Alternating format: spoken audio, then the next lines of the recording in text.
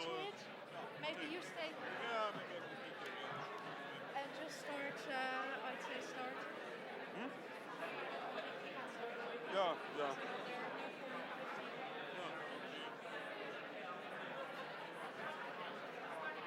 Yes.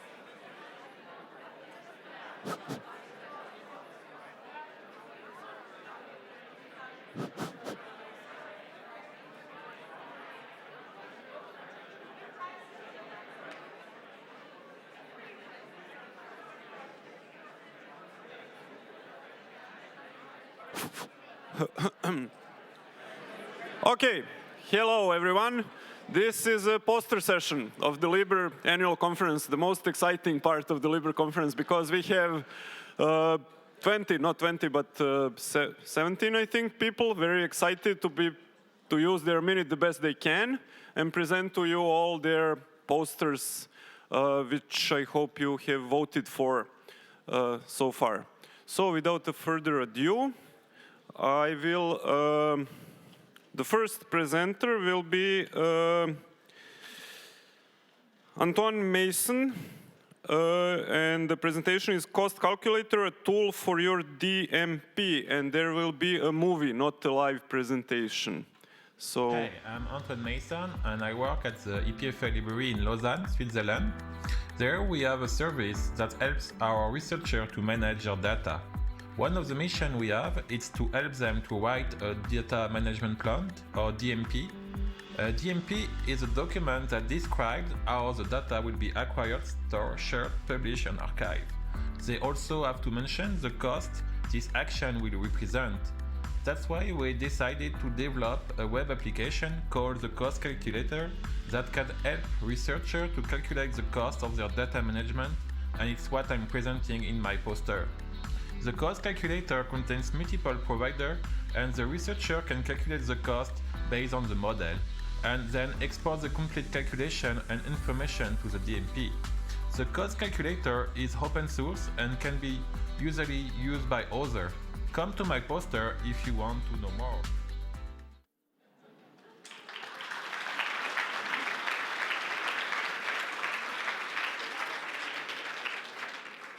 Okay, so the next poster is Alexandra Jobman, how to promote the open access transformation at the national level. Please. Thank you. So the aim of the National Contact Point Open Access in Germany is to create conditions for large-scale open access transformation on a national level. Therefore, it serves as a central contact point for the open exchange about transformation models and their consequences for individual scientific institutions. Various ways of open access transformation have been identified so far in the project. In the journal area, this includes the conclusion of offsetting agreements, participation in consortia or membership models, as well as the flip of closed or hybrid journals into open access. Of course, different models for the open access transformation of monographs and anthologies were considered. If you would like to learn more, please drop by my poster. Thank you. Thank you.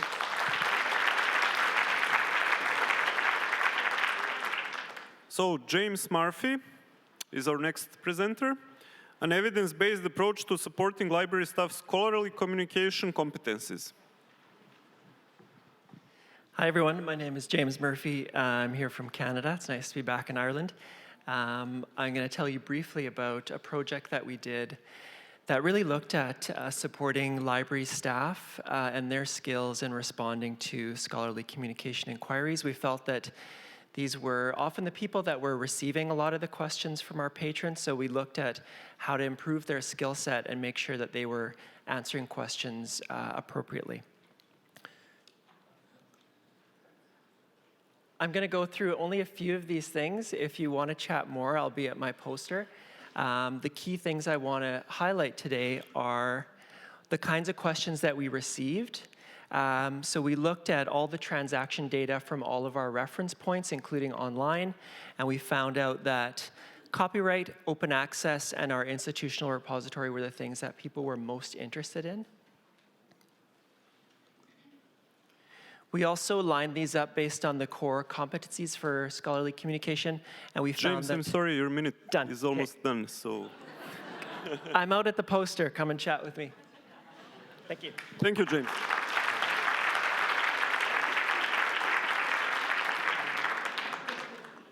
So our next presenter is Ines Treffs and Anya Bush. Anya is with us here today to present us to Go Fair initiative, an open and inclusive ecosystem for fair pioneers. Okay, thank you. Yeah, hi everyone. As you can see, there are many Superman and Superwomen out there, as probably in this room, everyone in his role to move forward open science towards open science. And then in the field of research data management, there's the Go Fair initiative that brings together all these forces in so-called implementation networks. And these networks, they work on this federated environment that's needed. They aim at cultural change. They provide trainings based on FAIR principles. And the poster basically tells you, or I can tell you, how this works in the Go Fair initiative. So how you can benefit from the Go Fair initiative, as well how you can contribute. And yeah, if you like to join forces and go fair yourself, so let's get together and become a team. And yeah, my name is Anya. I'm at the Go Fair poster, and just drop by. Thank you very much.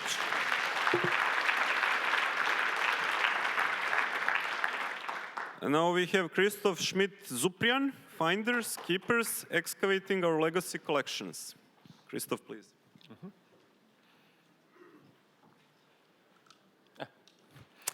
All right, so here you see our lovely book repository. It's full, and we need to replace it in the short to medium term. Unfortunately, right now we could not move all of our stuff to a new automated modern facility because of the way we have stored and cataloged a lot of our materials. So we devised a 5-year plan, assembled a team. Assembled a team. And within the first year, this team has gone through 500,000 books, shelf-checked, barcoded every one of these, found 11,000 books that weren't in the online catalog yet, and lo and behold, 11 of these have been used already by our readers. Thank you. Thank you.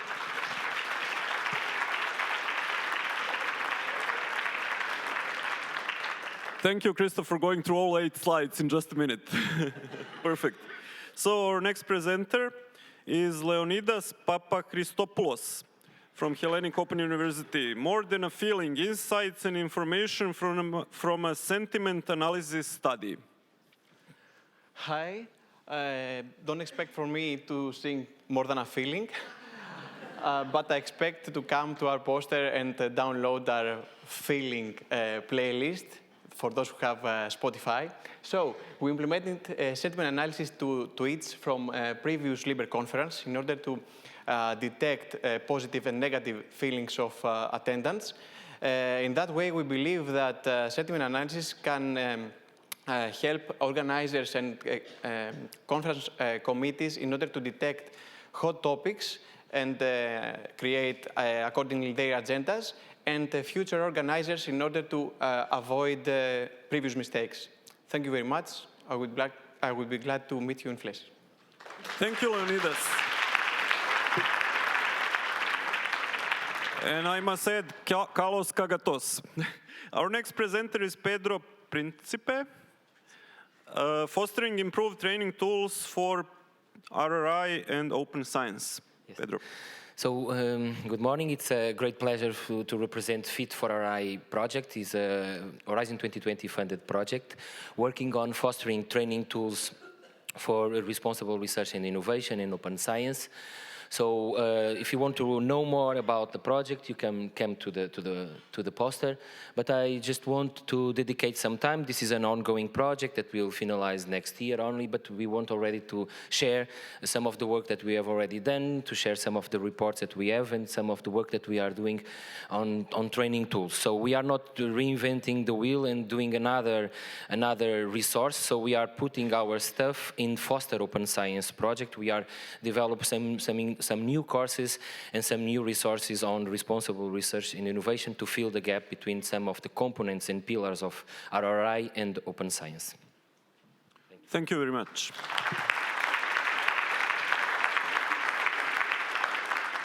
And our next presenter comes from National University Library Zagreb. The presentation is made by Alisa Martek and Sonja Borak. Yeah, hi, I'm Alisa. 2 years ago in Patras, we introduced our project e-resources, and now we are in third year of the project, and here are results so far. So this is European Social Fund project that will run until 2020.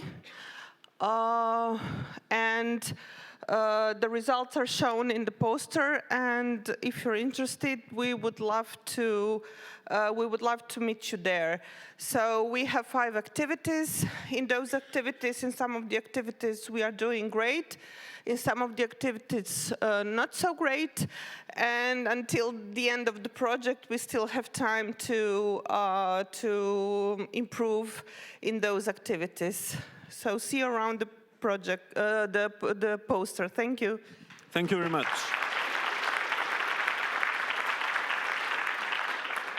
And now we have somebody from Liber. Vaso Kalici, the SKOS project. Thank you. Actually, I'm here to shock you. SHOCK stands for Social Sciences and Humanities Open Cloud. It is a Horizon 2020 EOSC cluster project that will build the EOSC part for the social science and humanities. It is a project that started 6 months ago. Here you can see the partners. And the SHOCK stakeholders. As you see, research libraries are on the top.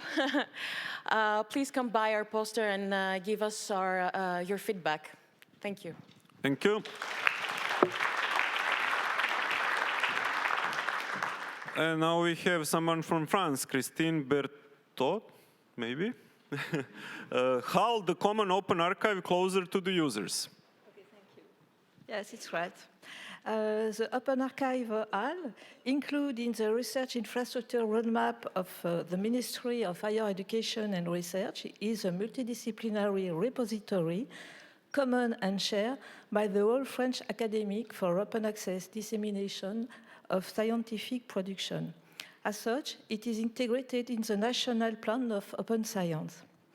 The Center for Direct Scientific Communication, which develops and maintains it since its creation, has always attempted to develop the interoperability in the objective to value the archive and to provide researchers with a fluid environment and workflow accompanying them in their various activities. So, this poster aims to present the different services and overlay services adapted to the different needs of the actors of the active scientific community in the open access. Services are targeted at researchers, laboratories, research projects, conferences. Christine, I have two.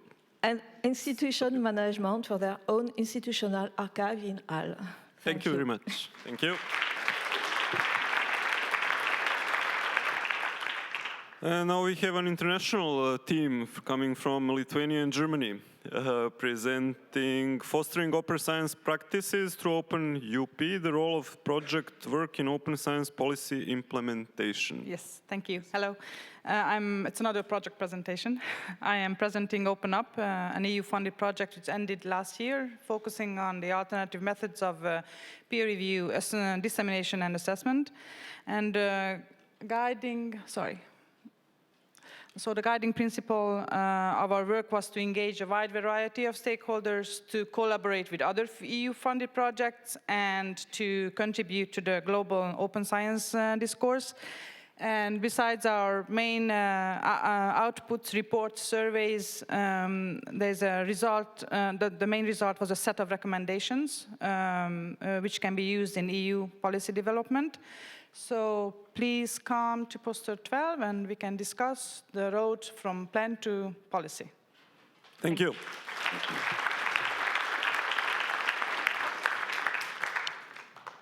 And now from Ireland, home to this conference, Maria Ryan will present Exploring Selective Web Archives via Network Analysis, an Irish case study. Thank you. Green School of Computer Science. And you have a minute. Thank you. So I'm the National Library of Ireland's web archivist. And so just a quick bit about the National Library. I'm not going to attempt to explain all of Derek's research because I couldn't possibly do it. But we're 141 years old. We're a legal deposit library, and we're also a national cultural institution. And we welcome about 15 million online visitors to our digital collections every year. So in 2016, we outlined our strategy for the next couple of years. And one thing that we identified was that we must trial innovative forms of engagement. And our web archives and our collaboration with Dr. Derek Green is an example of this. So in 2011, we launched our web archive, and we currently have about 20 terabytes of data, which is openly available to all our users online, so freely available. And just to say that our poster outlines our collaboration with the UCD School of Computer Science and illustrates how network analysis tools can be applied to our selective web archive to identify trends and topics on the Irish web. And we hope this will be the first of many collaborations, and we're excited to see how our data can be used, our extensive data can be used. So please do call by our poster for more information. Thank you. Thank you. And now from Ministry of Higher Education in France, Eric Jean Giraud. Yes, hi, so I'm Eric Jean Girard from the French Ministry of Higher Education and Research. As part of the French National Plan for Open Science that was launched 1 year ago during the last LIBER conference, we developed an open access monitor to answer the question, what are the proportion of French publications that are open access? The specificity of our open access barometer is that it is completely independent from commercial databases. It's based on data from Crossref, HAL, and Paywall. We use machine learning techniques and heuristics to automatically detect French affiliations and also to infer the discipline of the publications. This work has been done for France, but actually the technique could be applied to other countries. So if you want to know more about it and to see the results, please come and see the poster. Thank you. Thank you.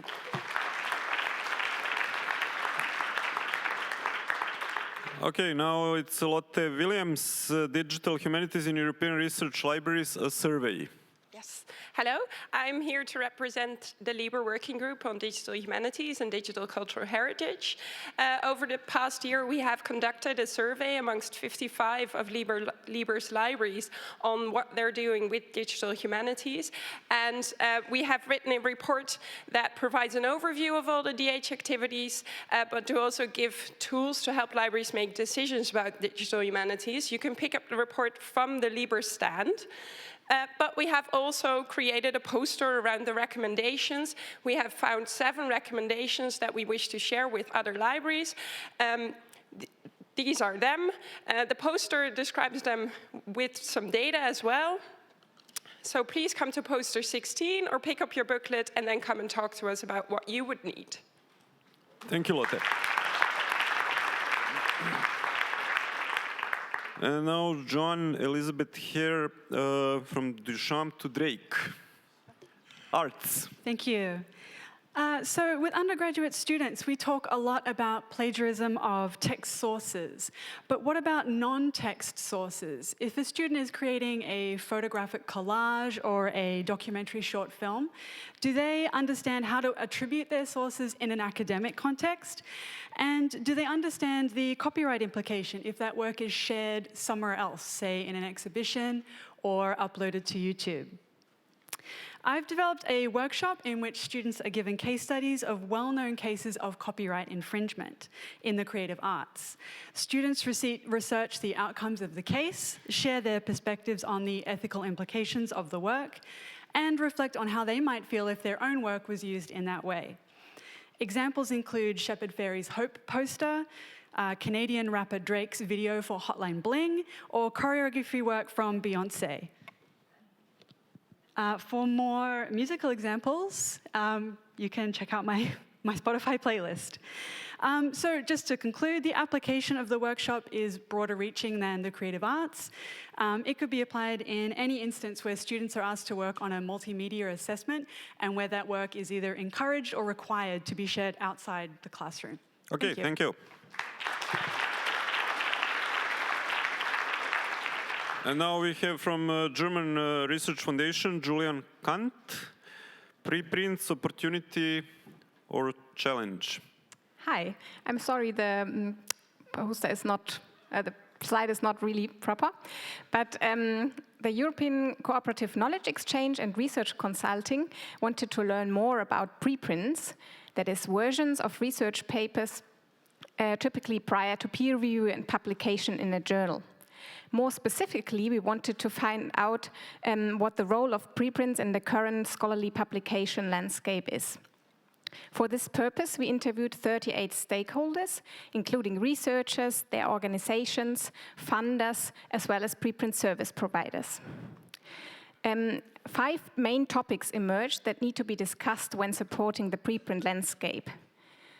What are the main benefits and challenges for these stakeholders of preprints? Who will be responsible for preprint posting in the future? How is trust established? And what role does Twitter play in the preprint landscape? If you like to discuss these questions, I will be happy to welcome you at our poster. Thank you.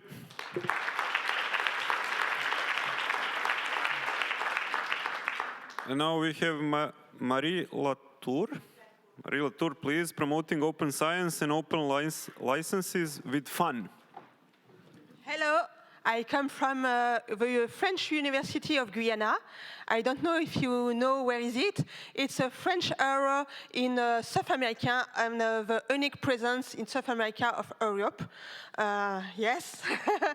And I will in French Guyana, we love playing. We love playing, and we know that there is very important issues for the open access. There are education issues, there are scientific issues, there are citizens issues. So we have in front of students which have researchers, masters, PhD researchers, which have a play. They don't know if they don't excuse me. They don't know the issues of open access. They don't use, and so to win the game, we have to constitute our poker hand. So we have created 2 tools, Sorry. which are, excuse me, games, and which are board games. Just a minute, and you have here, it's in open archive, and here I distribute you the links in French and in English of these games, and by card visit, if you want to contact me, I will be very happy to help you. Thank you. Thanks. Yeah. Okay, and we now have the last presentation, Gregor Blot-Julien, ADBU Study of European Indicators. Good morning. Last year, the ADBU conducted a study about major key performance indicators, which would be budget, which would be human resources, which would be usage, which would be library as place. Comparing the situation for the French academic library to the academic libraries in other 13 European countries. The study is made. It was translated in English, and you can download it directly scanning the QR code on the poster. But now I'd like to tell you about a work in progress, which would be to update this study. We're doing it right now, but also to make it more accurate. And for that, we need help. we need volunteer, and that's why I'm speaking to you right now, to help us understand well, what's comparable and what's not, to help enlarge the scope of the countries in the study. So if you're interested and want to volunteer, that's poster number 4. Thank you very so much.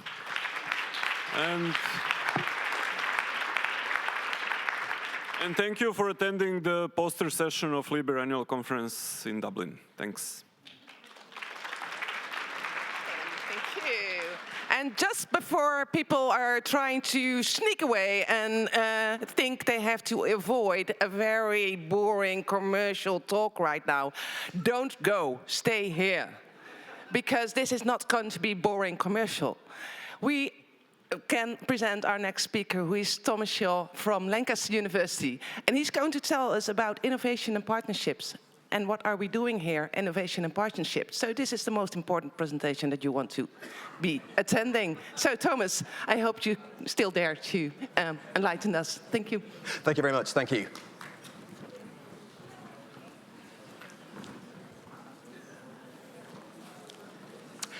Hello, everyone, and I'm very pleased that some of you have decided to remain here and to listen to my presentation today. So I'm Thomas Shaw. I'm Assistant Director for Digital Innovation and Research Services at Lancaster University. And what I'm going to do today is really just to share with you a little bit of an insight into how we have developed some of our research services at Lancaster University, the types of drivers that there have been to develop those services.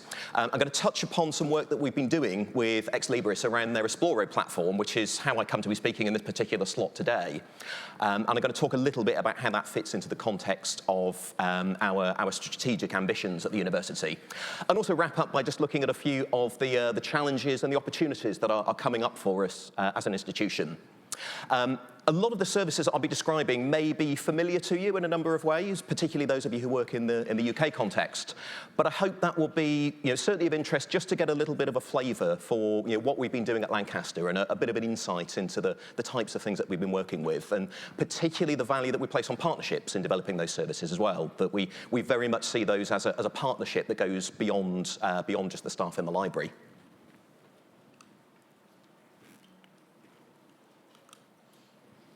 So just to introduce Lancaster University, we are a medium-sized, research-intensive institution in the northwest of England.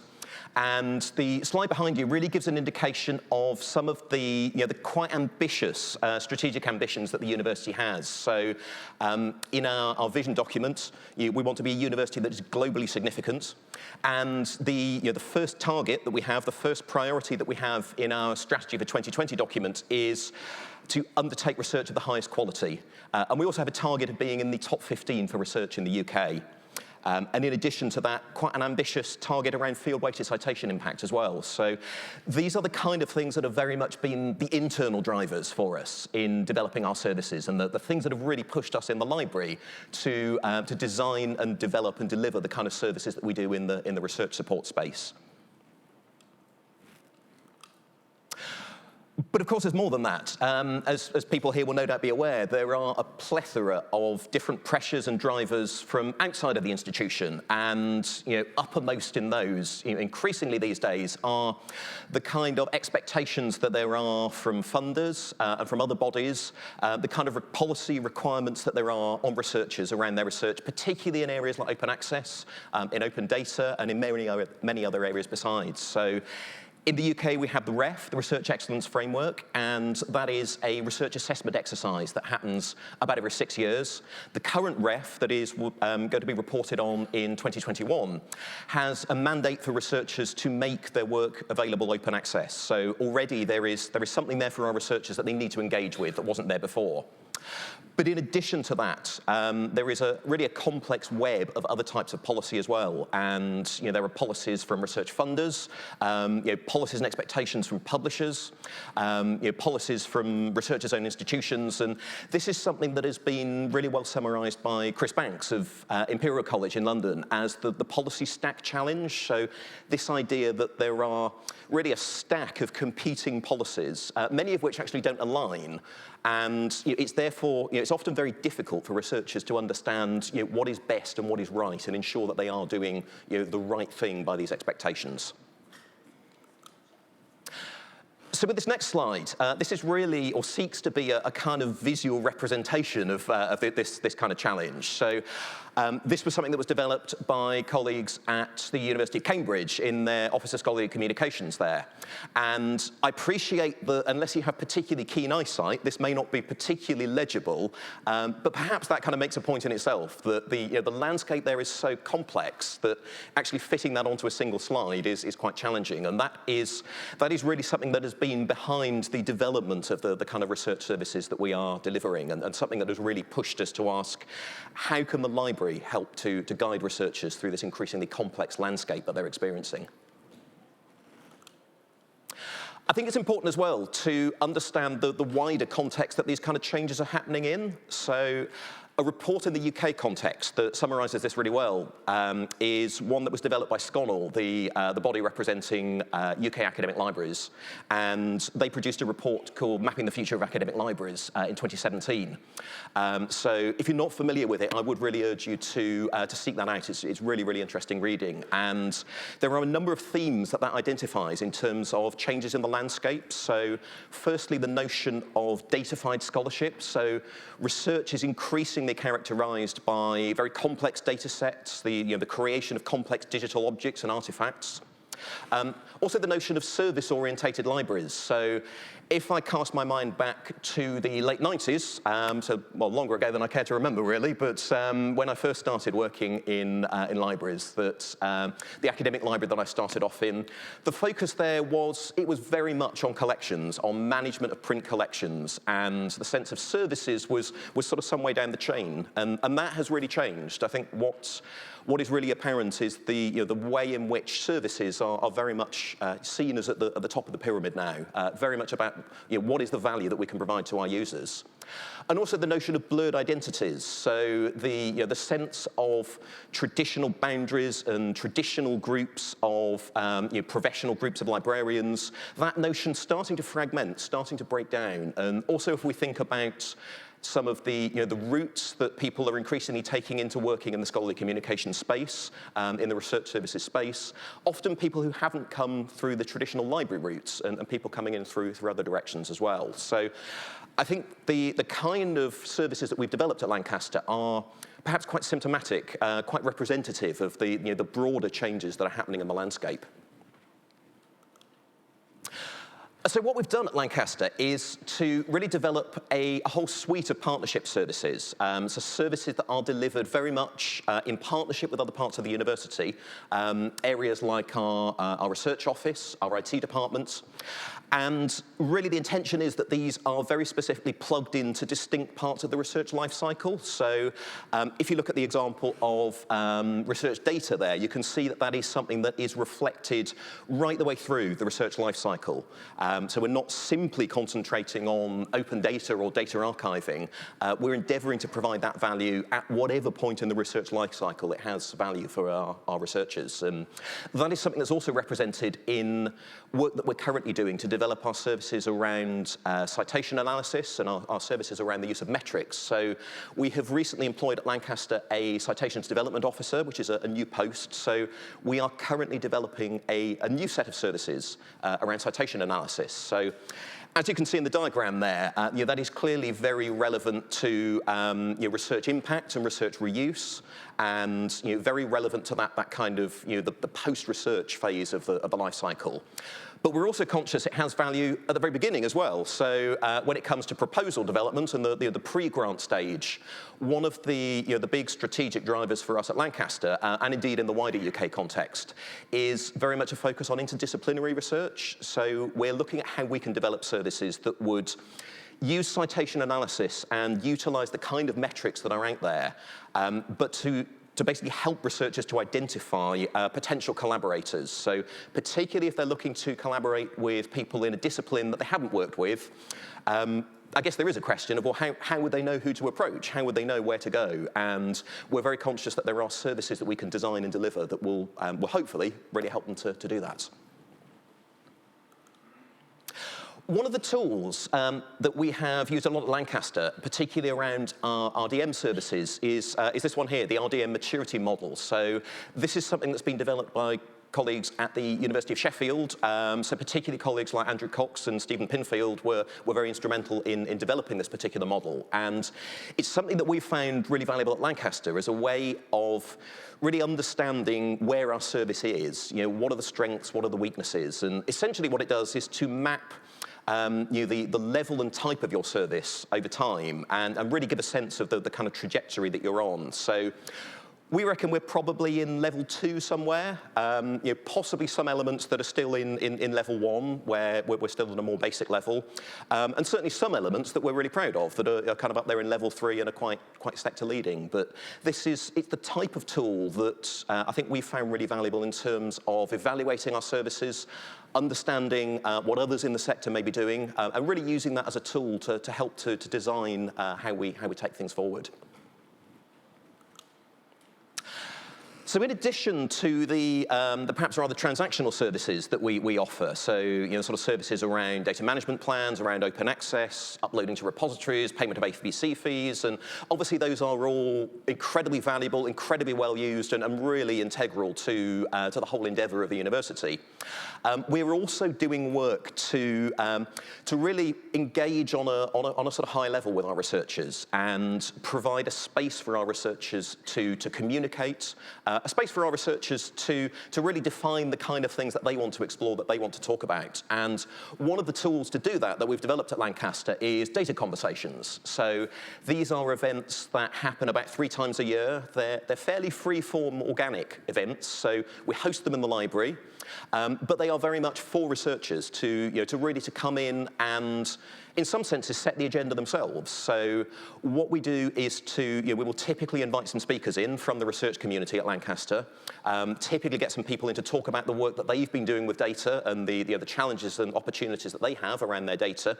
But also there is plenty of opportunity for free-form discussion and debate and conversation there. So we have really sought to provide a space, but it's very much not a top-down library thing. We're not in any way viewing these as training sessions. They're very much spaces for researchers to be able to explore issues themselves.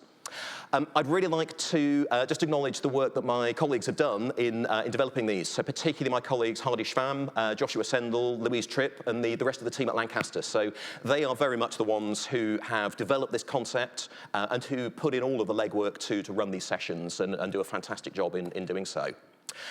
As you can see on the slide, we offer free pizza and free cake, and surprise, surprise, the sessions are quite well attended, and who'd have thought? Who'd have thought? And I think there is a sense that maybe sometimes people come just for the free pizza, but they do stick around for something else. And I'm not just talking about the cake that comes afterwards, but they do stick around for something else. And that for us has been, perhaps it's a bit of a tactic to get people through the door, but it works, and it's something that we've employed to good effect and has been really successful for us.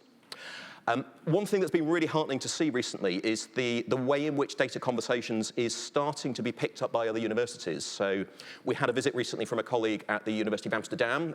They'd become aware of Data Conversations, and that colleague came over and basically joined one of our sessions. And then my colleague Joshua has recently been over to Amsterdam to take part in the first of their Data Conversations that has happened very recently. So really heartening to see that the hard work of the team at Lancaster is having an impact on the wider stage. So I think there's very much a sense in which both we at Lancaster and also in the wider UK context, we're very much 3 things in the kind of services that we're providing. And this is drawing again on some of the ideas that come across in the Scholar report. So we're first of all service providers. So we are providing really key services. So services in open access, in research data, in citation analysis, across many areas across the research lifecycle that are really integral to the research endeavour of the institution and really underpin research activity. But we are a lot more than that. We are not just a sort of dutiful service provider who quietly waits in the wings, waiting to be called upon. We're also a partner as well. So we see that as something that is really important, that sense of a partnership with other parts of the university. So particularly our research office, and particularly our IT departments, and many other areas of the university besides. And we're also in certain key areas a leader as well. So thinking ahead to Plan S, the library at Lancaster is being seen as the source of leadership on Plan S. I've been working very closely with colleagues in our research committee, which is the main committee that leads research at Lancaster.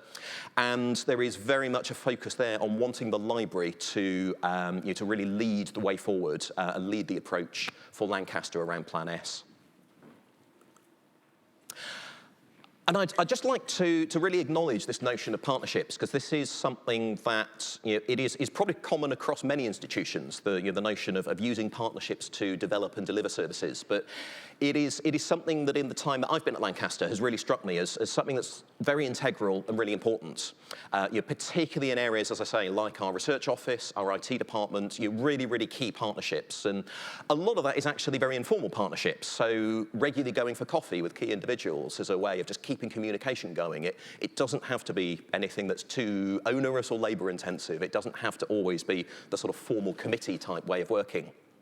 I'll just explain the slide here, the significance of the table. So I first started working in research services and scholarly communications about 5 years ago, and I was probably quite nervous, actually, about the idea of coming into this situation where we are delivering services within the library, but also working with the research office, particularly. And I was kind of thinking, well, are they not going to see us as a threat? Are they not going to think, well, hang on, you're trying to take over, you're treading on our toes? And I spoke to a colleague about this and asked her advice. So that was Kate Price, who is now the Director of Library Services at University Queen Mary in London. And she gave me a great piece of advice that's really stayed with me. And that's the notion that everybody in that relationship brings something different and something unique to the table. And it's just a case of figuring out and being clear about what that is, that everybody around that table in that partnership has an important role to play and a distinctive role to play, and everybody is part of an overall jigsaw. I think that's something that has really, it's really stuck with me, and something that I think has been quite valuable just in how to kind of make those partnerships work. I'd just like to move on a little bit now and just explore some of the the digital elements of our partnerships at Lancaster. And I'm just aware of time, so I will seek to just speed through the remainder of the presentation here. So one of the things that we have at Lancaster is a very big ambition around digital, which is represented in the Digital Lancaster strategy here. And this is delivered as a partnership between the library and the IT service. And that's part of what's really driven our involvement with Esploro. So we've been one of 5 global development partners working with Ex Libris over the last 2 years on their research services platform, Esploro. So I'm not going to seek to do a sales pitch for this. So Ex Libris are here and will no doubt do a far better job than I could in terms of explaining the product. But it is basically a cloud-hosted solution that is designed to provide functionality and value across all of the research support activity that's provided by the library. And we've had a really interesting and really distinctive opportunity to be part of that process, to help to drive and steer that process and that decision making, and really ensure that we get the kind of functionality, particularly in the UK context, that we require, that really works for us.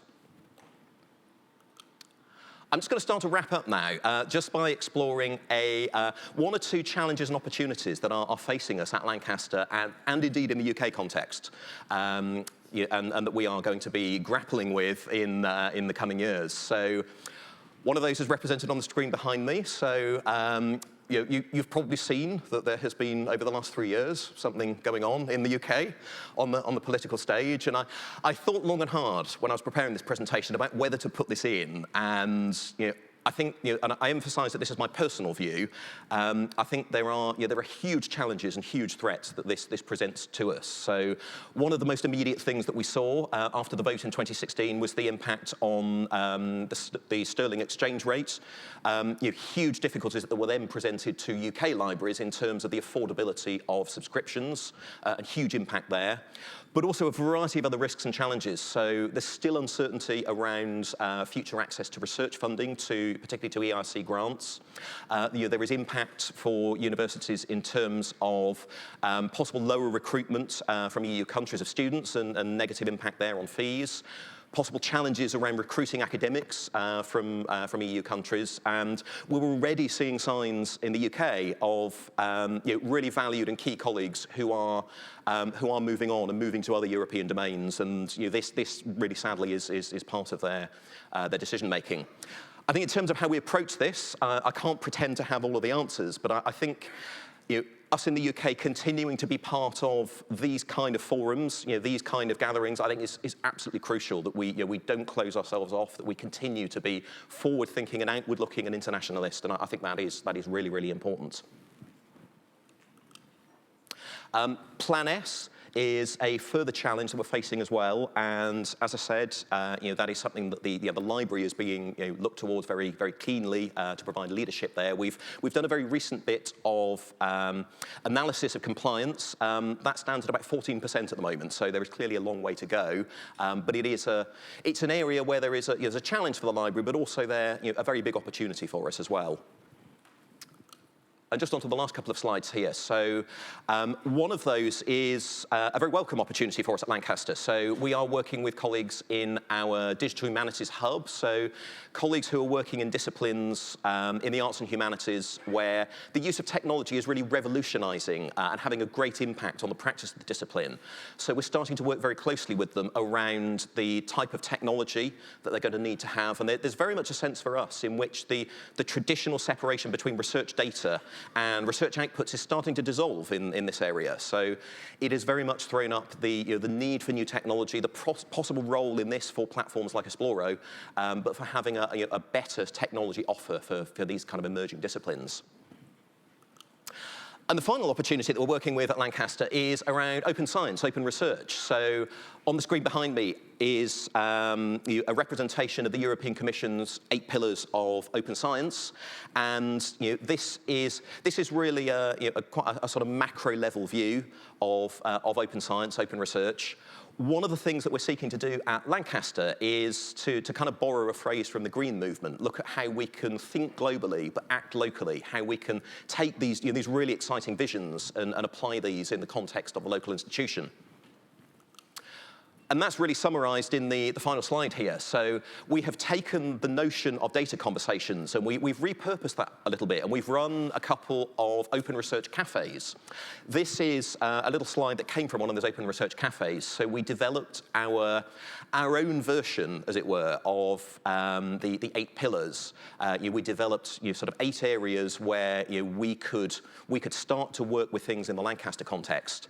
And attendees at those sessions were given little dotted stickers and asked to indicate which of those they were on board with, which of those wanted to know more about, and which of those they were keen to work with. So as you can see, a lot of people on board with open data, a lot of people on board with open access. Open peer review seems to be lagging a long way behind. So whether that is something that will start to change, I don't know. But that is, just to wrap up, that is one of the final sort of new opportunities that we're engaging with at Lancaster. So that concludes the presentation, and if we do have any time to take any questions, I'm very pleased to, very, very happy to do so, or very happy to talk to people afterwards if there are further things that you'd like to discuss, and thank you very much.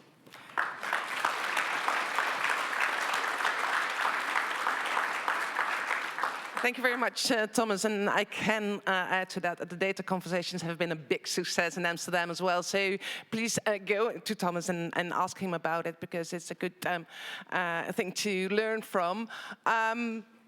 Do we have time for 1 or 2 questions? 2 at max. Don't be shy to ask about the Ex Libris collaboration as well, because this is the time for our gold sponsor. So that is something that Thomas can tell you about more as well. Who has a question for Thomas?